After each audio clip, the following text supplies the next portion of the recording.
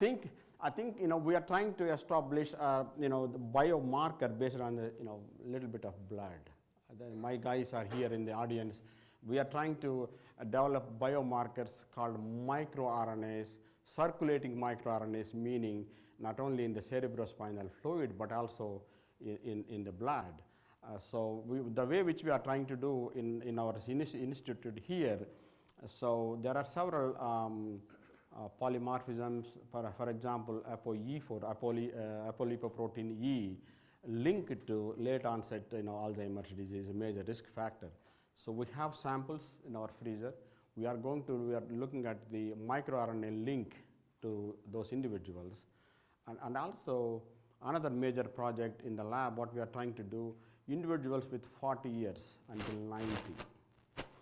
How the circulating microRNAs in the blood changes with age, number one, with the disease progression, number two. We have cases in our freezer. We have cognitive measures, health status for all the information, basically this information from Project Frontier.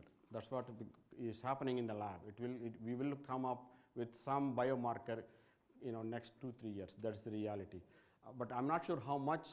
So we are currently designing the projects, whatever resources, blood and the cognitive measures status, health status like BMI, sugar, many others, and see how this disease progression happening in relation to peripheral markers in the blood.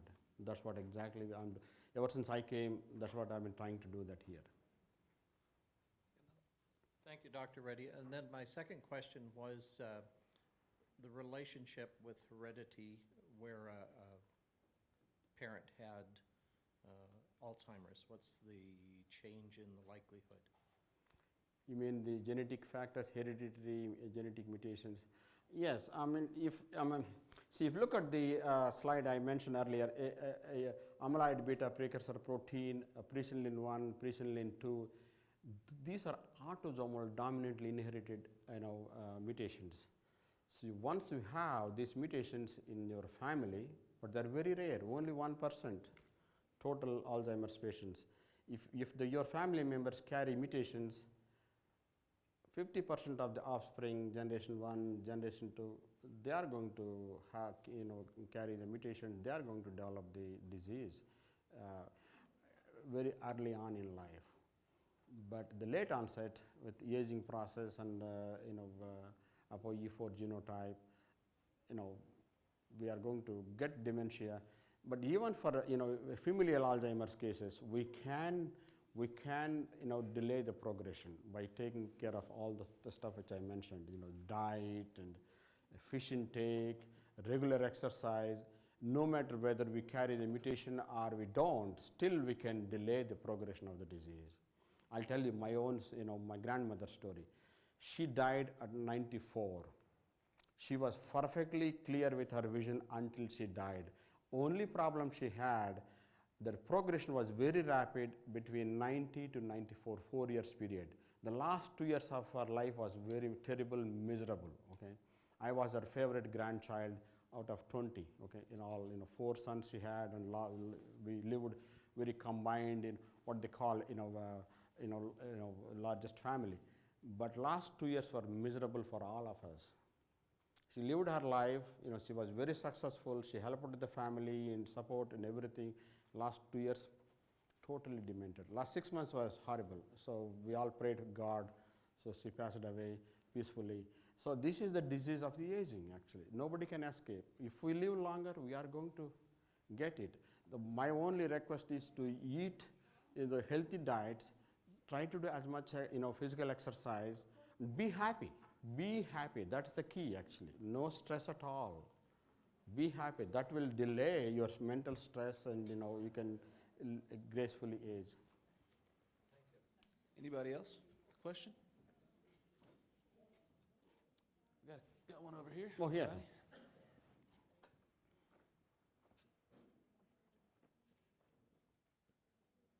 In the list of illnesses that you had, like multiple sclerosis and such, I didn't notice if Parkinson's was added or those type of illnesses would not end up with a dementia. So so there is a link between Parkinsonism and Alzheimer's dementia. I mean that frontotemporal dementia, and actually, Alzheimer's disease is a collection of so many, factors. It's not a single disease. I mean, we are learning every day new thing.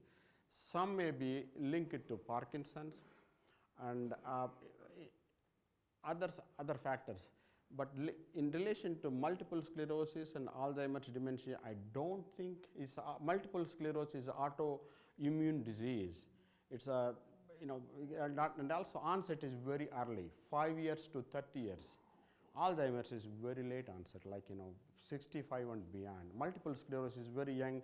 There is a strong possibility, if in multiple sclerosis patients, neurons are intact, structurally they're all there. There's no neuronal loss.